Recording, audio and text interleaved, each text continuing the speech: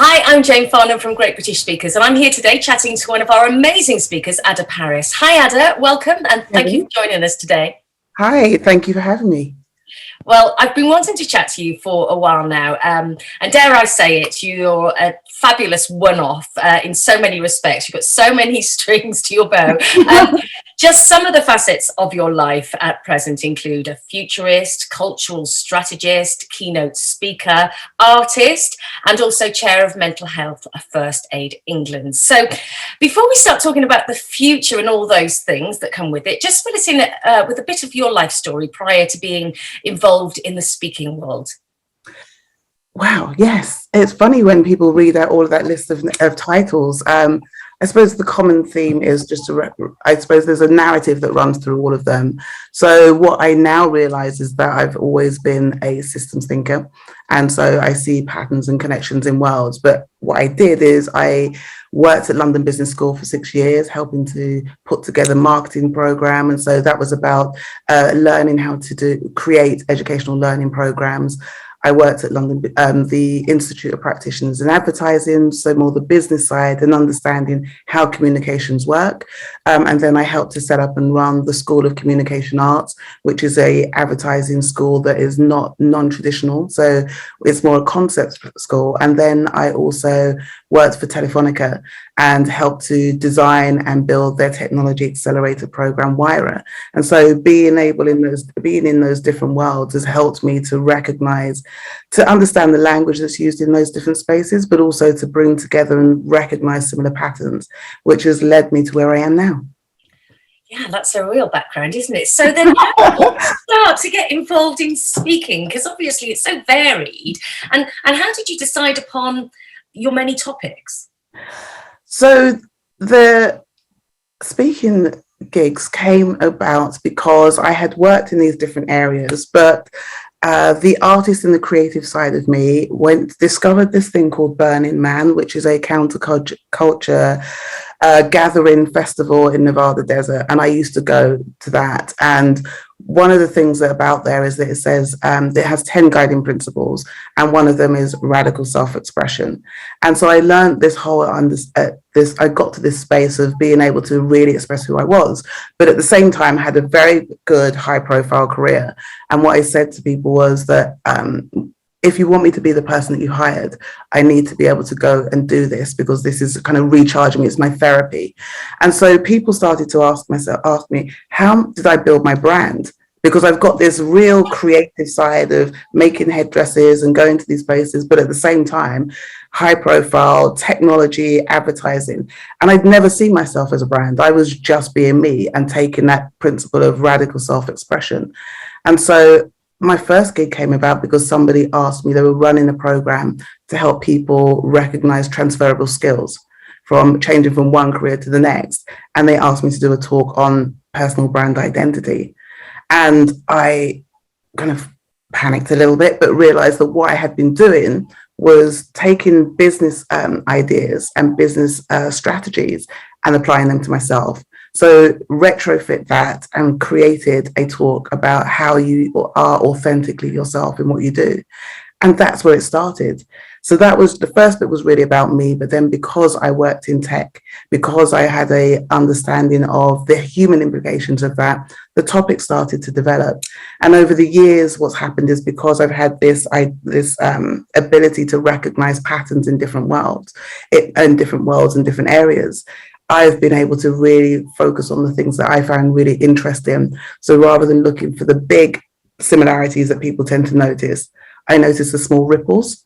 And so I talk about the small ripples that are running through worlds and areas that people don't necessarily think are connected. For example, emerging technologies and shamanism and ancient indigenous practices, or quantum mechanics, and bring those different things together to make it quite an interesting conversation that is around getting people to ask more questions.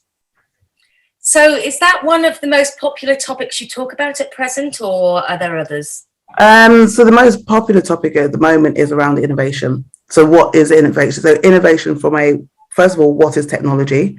Because most of us, we tend to focus on technology becomes synonymous with digital, and it's not. To me, technology is really, it's they are tools that we use to do three things: connect with and understand ourselves, connect with and understand others, and connect with and understand our environment. And if we take that to be true, then it means that there are lots of different types of technologies and things that we can use to help us solve problems. So that's what I do. And so it becomes a really interesting conversation, because what I'm doing is creating a space where people feel comfortable to step outside of their comfort zone, to step outside of their echo chambers and ask questions of what could be if we didn't look at it from this lens. What could it be if we take it from a ecology or a indigenous practice or from a quantum mechanics perspective? And how is that relevant to us doing business and succession planning, making sure that we future-proof the businesses that we have? That sounds like quite a healthy, holistic view on the bigger industry, you know, a company in general.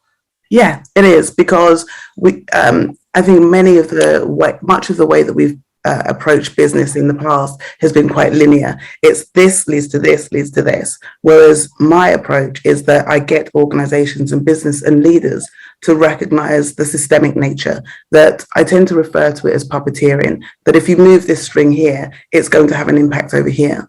And so I help people to recognize that within their own businesses, their own cultures, and then to understand, so how can we start to plan, you know, that whole understanding, that lens means that you need to have different values, different measures of success, different outputs, but also you widen the diversity of the people that you have in your organization. And one of the big things that comes out of that is that the I in diversity and inclusion is not enough.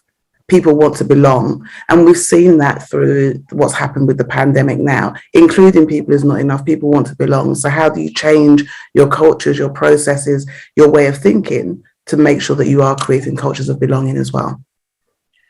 Gosh, that sounds like a huge subject in itself. I don't want to go into too many details because obviously that'll give the talk away. But one thing I really am curious about, and I've heard it mentioned many, many times, but I don't think I've had it explained to me in a way that I truly get. What on earth is a human blockchain? A human blockchain, yeah, it's that came about because of the way that I approach looking at technology. And so and I think there will be so many different descriptions of what blockchain is. I'm not talking about the technical side of it. What I'm talking about is a philosophical concept. A blockchain is a flatter, decentralized structure where there are very few, if there's no hierarchies. And it means that you are able to bring lots of different perspectives together.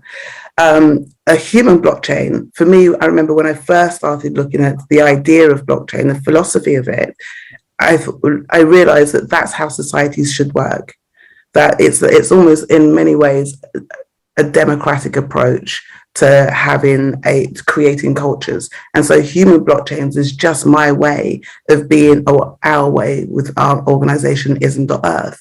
It's our way of describing how do you create flatter cultures where everybody recognizes their value, everybody is able to recognize how to have a sense of autonomy, but you're all working towards the same goal.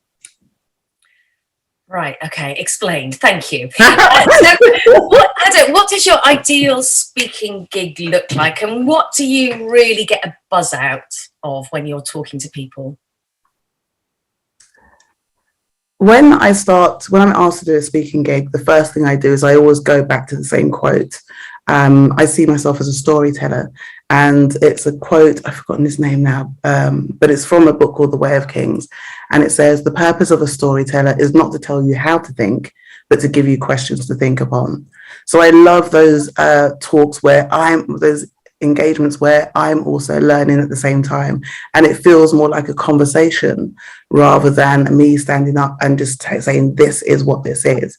Because I find that when the gigs that have been more successful, where people really want to follow up, is the ones where they're saying, I'm not sure what I think about that, but you've got me thinking. And so it means that the speaking gig can lead to a longer engagement, because I really enjoy those deeper, longer conversations rather than just the one-off. But what brings me joy, what makes me excited is being challenged, me as a speaker being challenged about my own perceptions of things and my own ideas, rather than coming and talking about the same thing. So an organization that's curious and is open to hearing new ideas and not quite sure how it's going to work. One of the most exciting gigs that I've done recently was I spoke at TEDx Amsterdam in November. And that was exciting because I started with the question, what type of ancestor do you want to be? And it's not a question that many have really thought about. But for me, that was interesting because when we tend to think of ancestors, we tend to think of in the past. But actually, we have to recognize that we are ancestors now, and that everything that we do, everything that we are is about creating legacies. So we have to take responsibility for what we create and put out into the world. Wow. You're right. But you know, it's so important to get people thinking on every single level. And I think it's only when we come together and we communicate that we're able to do that. So it's great that you're bringing, you know, different sectors of the workplace together to be able to do that and to get, you know, get people thinking about and looking at things from other people's perspectives. Yeah, but also then, because these are businesses, is getting them back to the point of actually recognizing how that impacts their bottom line, their revenue streams, or looking at and being able to identify new potential revenue streams. So I've done that talk with big organizations, with banks, corporate banks, with big global organizations that are really about the movement of money. So imagine asking organizations, the financial services, what type of ancestor do you want to be? Instead of just focusing on what technology is going to get us to where we think we want to be, it flips the narrative, it flips the mindset. And suddenly you realize that you have a responsibility for understanding the types of legacy that you're creating and how you help money to move around the world. That's definitely a good way of looking at it. It's kind of planting seeds and baby steps towards becoming what you want to be. So with all the change that we've experienced over the last 2 years now, is it? Almost? Almost. What excites you the most about the future as you see it? What excites me the most about the future? As devastating as the pandemic has been, I believe that we needed a big shift. We needed to stop, we needed to slow down, and we needed to ask ourselves some big existential questions. Who am I? What's important to me? What impact do I want to have on the world? And the world could be my community, my business, my friends, you know, my town, what have you. And so there's been a level of resilience that we've all had to dig deep to find. And now what excites me is about how getting people, businesses, leaders to recognize how do you turn that resilience into thriving? Because we're still in this pandemic, but how do you flip that into what are the things that we really had to dig deep and learn? And how can we use that to maintain that sense of humanity whilst also recognizing that we are businesses and we do need to make money? Yeah. Thank you so much, Adah. It's been such a thrill chatting to you today. And you. Thank you for having me. Now, if you'd like to book Adah then to make a real impact in your business or at your event, then simply contact myself with Steve at Great British Speakers at 01753 439 289, or you can email bookings at greatbritishtalent.com. Thank you.